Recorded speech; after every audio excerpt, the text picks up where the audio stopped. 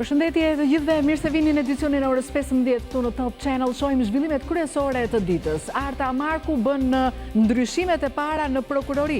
Ajo largoi Rovena Gashin nga drejtoria e marrëdhënieve juridiksionale me jashtë, e cila ishte krau i djathtë Adriatik Llallës. Në vend të saj emërohet Arqilea Koçi, ndërsa në krye të prokurorisë të Tiranës vendoset Dritan Reshka. Rritja ekonomike u ngadalësua në 3 mujorin e tretë. Instituti i Statistikave që publikoi shifrat thotë se shka ka qenë kriza energjetike që vendi kaloi në verë, ndërsa sektorët e tjerë të ekonomisë kanë shënuar rritje, bie veçanërisht në sy turizmi dhe ndërtimi. Albin Kurti dhe Donika Kadaj Bujupi do e kaloj natën e ndrimit të viteve në shtëpi. Gjykata në Prishtinë i liroi nga para burgimi 2 deputetët e vetëvendosjes, të cilët po gjykohen për hedhjen e gazit lotësjellës në Parlamentin e Kosovës. Por në 3 janar ata do të dalin sërish para gjykatës për të mësuar vendimin. Trofeu i edicionit të 23 të konkursit ndërkombëtar të arteve pamore u nufri shkon në Malin e Zi. Juria shpalli fituese artisten Jelena Tomasevic, vepra e së cilës u vlerësua si më e mira mes 10 konkurrentëve nga 6 vende të ndryshme të botës.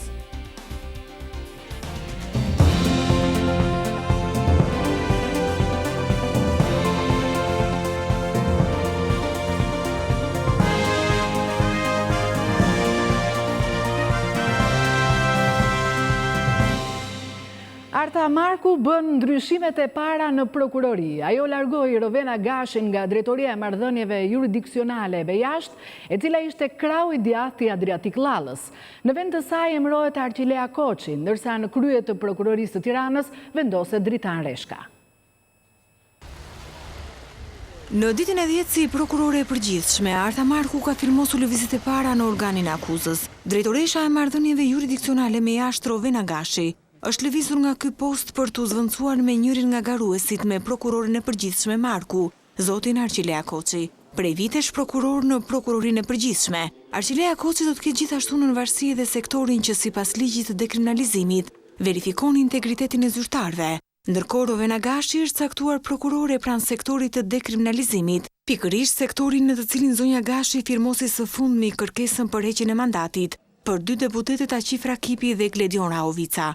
Për këtë lëvizje reagoi Partia Demokratike që e cilësoi si një hakmarrje direkte e kryeministrit Rama për llogaritë e aleatit dhe mikut të tij Aqif Rakipi. Lëvizjet e kryeprokurores Marku kanë vazhduar me Alketa Ziflën, që e ka marrë si kraun e saj të djathtë, si shef e kabineti. Me këtë firmë nisin edhe ndryshimet e para në prokurori. Drejtimin e prokurorisë më të madhe në vend Tiranën do ta ketë Dritan Reshka, i diplomuar për magjistraturë dhe një nga liderat e njësisë task force të ngritur vite më parë me mbështetjen e amerikanëve.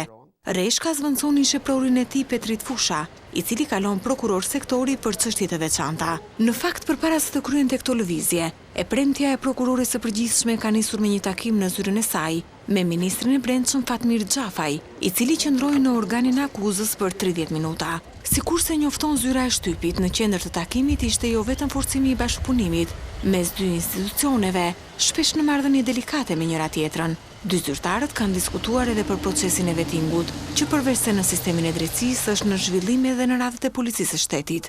Marku Xhafaj ka rënë dakord të përdorin komunikimin intensiv, si një ndër armët për të 2 vetingjet, në mënyrë që siç thuhet në njoftimin zyrtar, të realizohet pastrimi i institucioneve të sigurisë dhe të drejtësisë nga zyrtarët me probleme.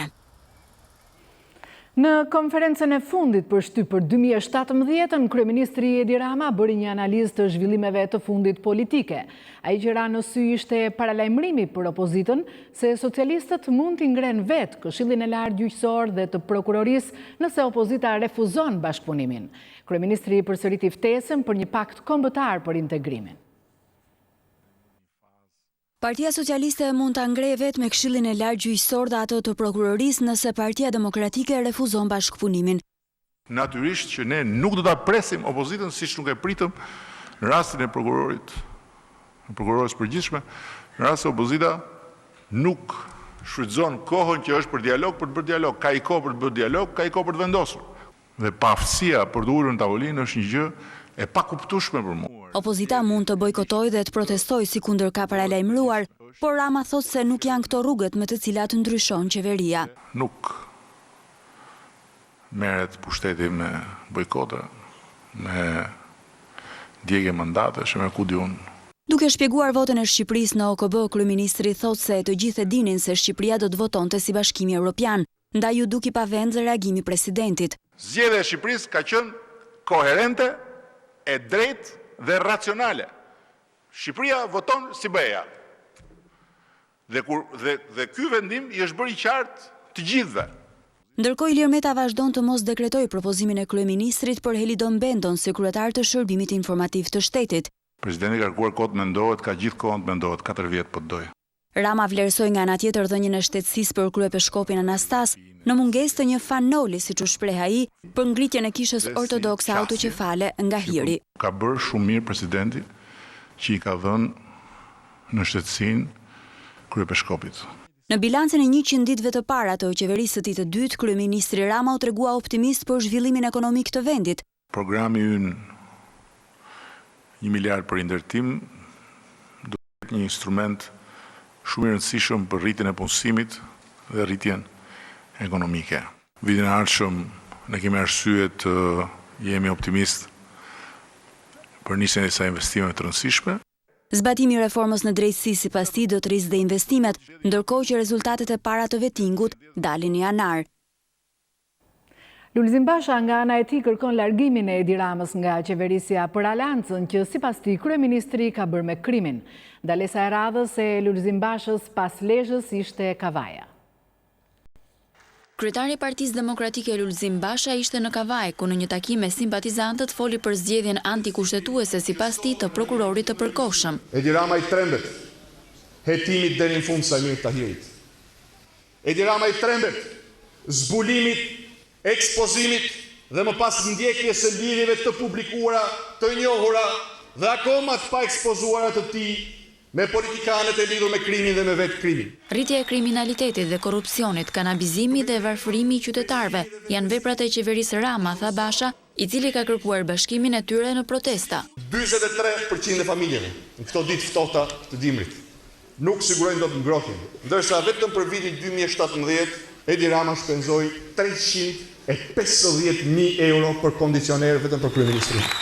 Ne jemi lajmëtarët e një viti të ri që nuk do të nisë me demokratët dhe shqiptarët kokullur, por do të nisë me Parti Demokratike në bazë protestave, me një prendim të madh, ashtu siç bën në Kavaj, ne do ta çlirojmë Shqipërinë nga krimi dhe politikanët e inkriminuar. Ndërsa Monika Kryemadhi ishte në vendlindjen e bashkëshortit të saj, presidentit Ilir Meta në Skrapar. Në një takim me strukturat, Kryemadhi shpjegoi qëndrimin e opozitë të LSI-s. Lëvizja Socialiste për Integrim zgjodhi për të qëndruar në opozitë, sepse zgjodhi për të mos u bërë pjesë e asaj farse që kërkoi të bënte rilindja para zgjedhjeve të 2017-s. Ju vetë jeni koshient dhe dini shumë mirë se çka ndodhur me kanabizimin e Shqipërisë, por në fakt ne përballemi me një situatë tjetër shumë të keqe, po përballemi me kriminalizimin e shoqërisë shqiptare. Ato që pat dhe ju vetë në zgjedhjet e fundit, në zgjedhjet e 25 qershorit, të cilit ishin zgjedhjet më të shëmtuara që ka parë ndonjë Shqipëria, për shkak të blerjes dhe intimidimit të njerëzve nëpërmjet parave të drogës. 2 ministrat të drejtësisë, njëri demokrat dhe tjetra socialiste, bëhen bashkë për të denoncuar çështjen e cilësisë së byzylykëve të mbikëqyrjes elektronike të blerë nga Ministria në kohën kur drejtohej nga LSI. Gjykata e Tiranës ka urdhëruar prokurorin që të hetojë dhe të regjistrojë procedim penal për këtë çështje. Gjykata e Tiranës rikthen sërish çështjen e cilësisë së byzylykëve elektronik për mbikëqyrjen e personave në netim. Në gusht të këtij viti, ministri teknik i drejtësisë i Partisë Demokratike Gazmend Bardhi konstatoi se byzylykët elektronik që ishin blerë nga Ministria e Drejtësisë nuk mbaheshin nga qendra e mbikëqyrjes elektronike pranë ministrisë, por nga bashkimi i operatorëve që e kishin shitur institucionit. Pas denoncimit të këtij rasti në gusht të këtij viti, ministri teknik Bardhi urdhëroi fikjen e shërbimit të mbikëqyrjes elektronike për gati 90 persona që mbanin byzylykët, pasi ishin evidentuar raste që personat e kishin hequr byzylykun pa u konstatuar nga salla e mbikëqyrjes. Personat kaluan nga mbikëqyrja elektronike në mbikëqyrje policore. Në këto kushte çështja e referua për hetime prokurorisë së Tiranës, e cila vendosi të mos fillojë procedim, por vendimin e prokurorisë ankimoi ministri aktuale Edicioni Informativ. Me vendimin e saj, gjykata e Tiranës e urdhëron tani prokurorin që të regjistrojë procedimin penal dhe të hetojë për çështjen e cilësisë së byzylykëve elektronik. Byzylykët u blenë në kohën kur Ministria e Drejtësisë drejtohej nga LSI. Denoncimi i atij që u konsiderua skandal u bë nga ministri teknik demokrat dhe çështja po ndiqet sot nga ministre socialiste Gjonaj.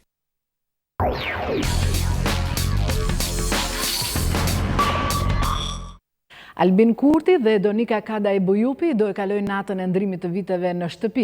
Gjykata në Prishtinë i liroi nga paraburgimi 2 deputetët e vetëvendosjes, të cilët po gjykohen për hedhjen e gazit lotësjellës në Parlamentin e Kosovës. Por në 3 janar, ata do dalin sërish para gjykatës për të mësuar vendimin. 2 deputetët e lëvizjes vetëvendosja Albin Kurti dhe Donika Kadaj Bujupi u liruan të premten nga masa e paraburgimit dhe tani do të mbrohen në liri. Ndaj tyre nuk u caktuan ndonjë mas tjetër sigurie, ndërkohë që vendimi për të 4 deputetët e lëvizjes vetëvendosje do të shpallet në 3 janar të 2018-s. Albin Kurti, Donika Kadaj Bujupi, Albulena Haxhiu dhe Faton Topalli akuzohen për përdorim të armës ose një mjeti tjetër të rrezikshëm dhe pengim të personit zyrtar në krye të detyrës. Në dhjetor të vitit 2015, por edhe gjatë seancave të tjera pasuese plenare, deputetët e opozitës që në ato kohë takonin subjekteve politike, lëvizja vetëvendosje, Aleanca për Ardhmërinë e Kosovës dhe Nisma për Kosovën, në shenjë proteste ndaj marrëveshjeve për asociacionin e komunave me shumicë serbe dhe demarkacionin e kufirit me Malin e Zi, kanë hedhur gaz lotësjellës brenda sallës së kuvendit, duke pa mundësuar kështu disa herë radhazi mbajtjen e seancave të rregullta.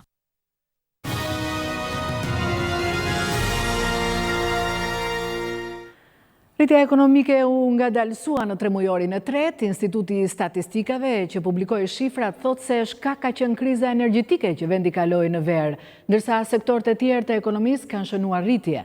Bie veçanërisht në sy turizmi dhe ndërtimi.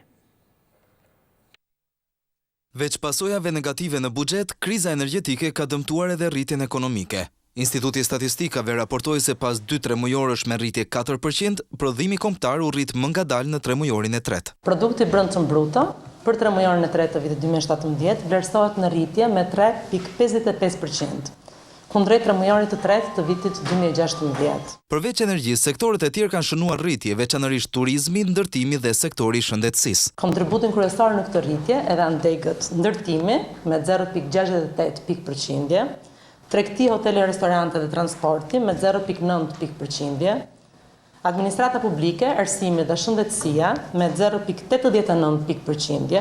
Nga krahu i kërkesës, ekonomia është ndihmuar nga rritja e konsumit, ndërsa rritja e investimeve është ngadalësuar nga niveli shifror në mujorin e parë dhe të dytë. Konsumi financiar, i cili përbën peshën kryesore në ekonomi, 5%.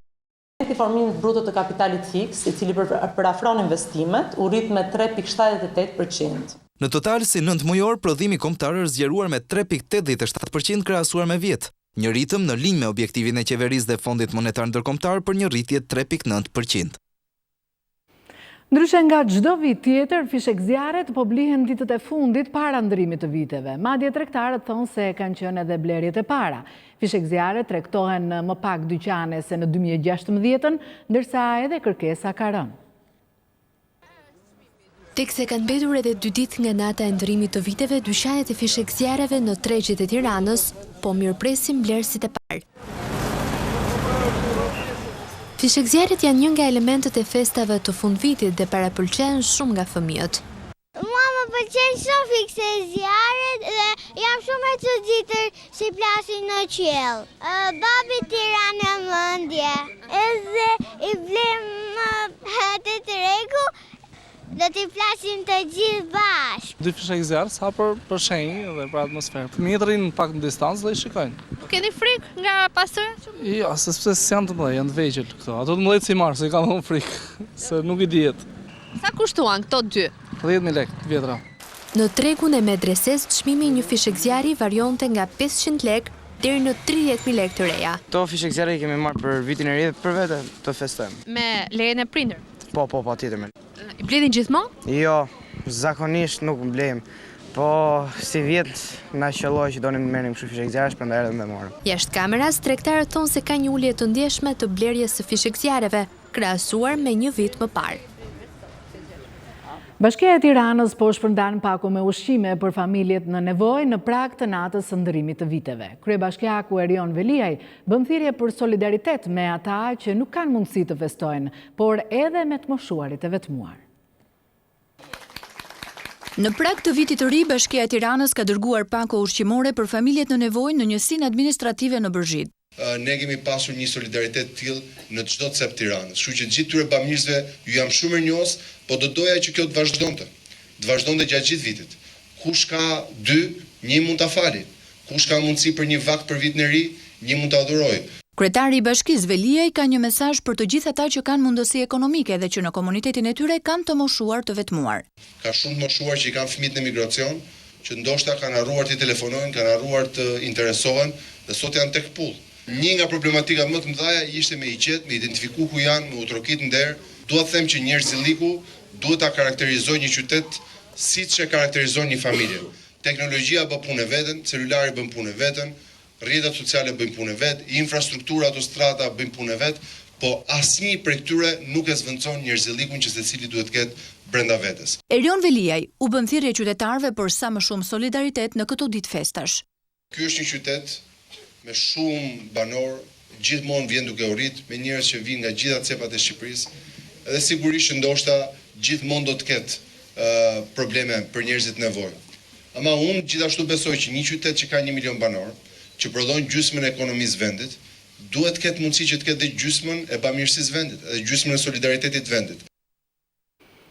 Ka një fshat në është totalisht i izoluar, kurse numri i banorëve bën atë të denjë për rekord Guinness.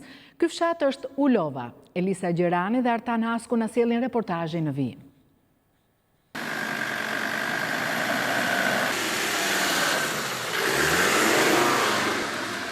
Rreth 20 kilometra larg Gramshit ndodhet fshati Ulov, por për të ardhur këtu duhen rreth 2 orë me makinë.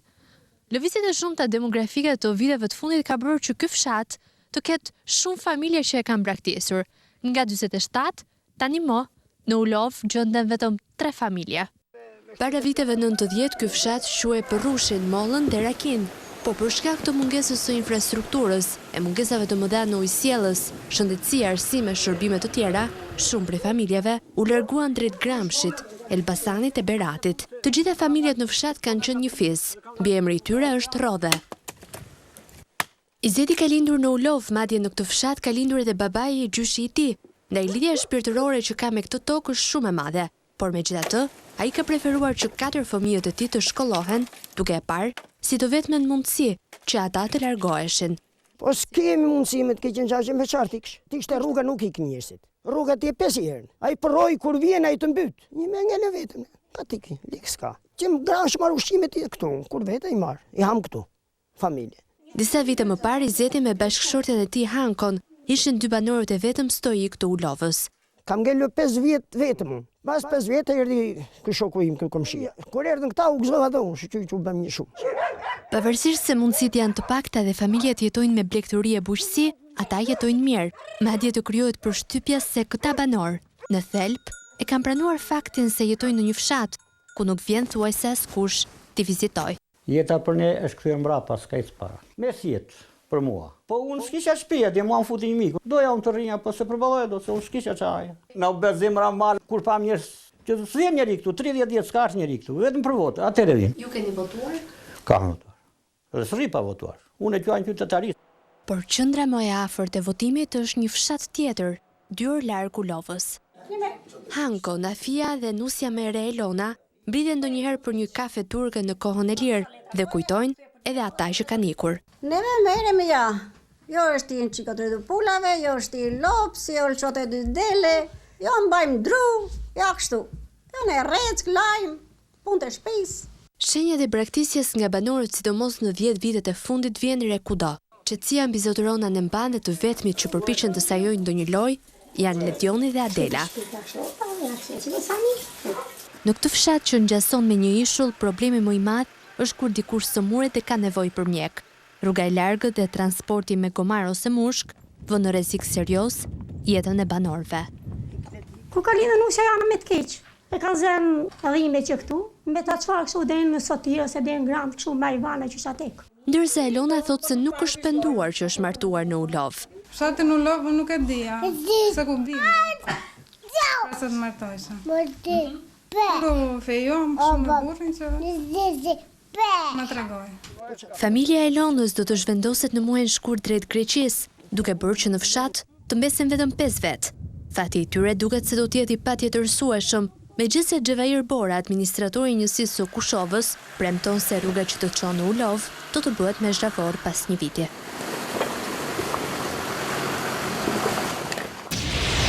Ky është Top Channel.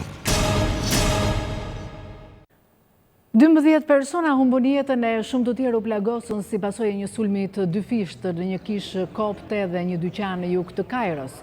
10 viktima u shënuan kur 2 agresorë tentuan të sulmonin kishën në jug të kryeqytetit, por u ndalën nga policia.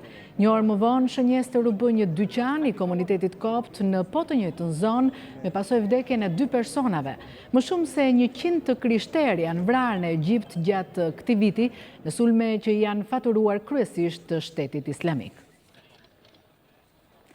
Zjarri që ra në një pallat në lagjen Bronx të New Yorkut u mori jetën 12 personave. Ambasadorja shqiptare në Shtetet e Bashkuara të Amerikës konfirmon se deri tani nuk ka njoftime për shqiptar të përfshirë në këtë tragjedi, por megjithatë ka vënë në dispozicion për ndihmë 2 numra telefone. Të paktën 12 persona humbën jetën dhe 4 të tjerë u plagosën rënd si pasojë e një zjarri që shpërtheu në një pallat në lagjen Bronx të New Yorkut. Kryebashkiaku i New Yorkut, Bill de Blasio, tha se ky ishte zjarri më vdekjeprurës në qytet prej të paktën 25 vitesh.